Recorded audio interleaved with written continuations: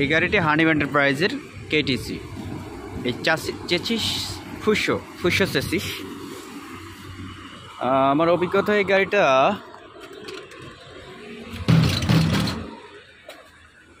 ফুসোর steering wheel, horn,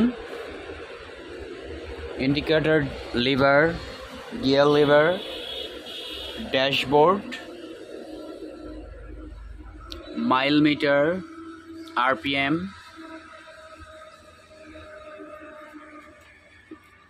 Mobil meter, heat meter, fuel meter, dynamo metre.